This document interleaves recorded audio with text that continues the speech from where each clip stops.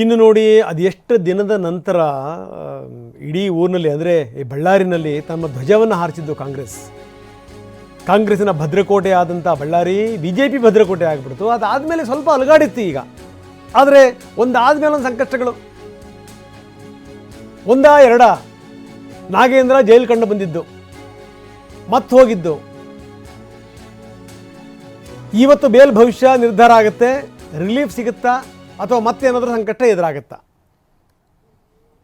ಶುರುವಾಗಿದೆ ನಾಗೇಂದ್ರಂಗೆ ಭಯ. ನಡುವೆ ಮುಖ್ಯಮಂತ್ರಿಗಳು ಕೂಡ ಹೇಳಿದರು, ಇಲ್ಲ ನಾವು ಮಂತ್ರಿಮಂಡಲ ಪುನರ್ರಚನೆ ಆಯಿತು ಅಂತಂದರೆ ನಾಗೇಂದ್ರ ಮತ್ತೆ ಒಳಗಡೆ ಬರ್ತಾರೆ ಅಂತ. ಈ ಕನಸು ಕಾಣ್ತಿರುವಂಥ ಸಂದರ್ಭದಲ್ಲೇ ಮತ್ತೆ ಈ ಕೇಸ್ ಧುತ್ತನೆ ಎದ್ದಿದ್ದು. ಇದೆಲ್ಲದರ ನಡುವೆ ಇವತ್ತು ವಾಲ್ಮೀಕಿ ನಿಗಮದ ಹಗರಣದ ವಿಚಾರಕ್ಕೆ ಸಂಬಂಧಪಟ್ಟಂಗೆ ನಾಗೇಂದ್ರ ಅವರ ಬೇಲ್ ಭವಿಷ್ಯ ಏನಾಗುತ್ತೆ ಇವತ್ತು ತೀರ್ಮಾನಕ್ಕೆ ಬರಲಾಗುತ್ತೆ. ಜನಪ್ರತಿನಿಧಿಗಳ ವಿಶೇಷ ಕೋರ್ಟ್ ಇವತ್ತು ತೀರ್ಪು ಕೊಡುತ್ತೆ. ಏನಾದರೂ ಹೆಚ್ಚು ಕಡಿಮೆ ಆಯಿತು ಅಂತಂದರೆ ಮತ್ತೆ ನಾಗೇಂದ್ರಗೆ ಸಂಕಷ್ಟ ನಿಶ್ಚಿತ.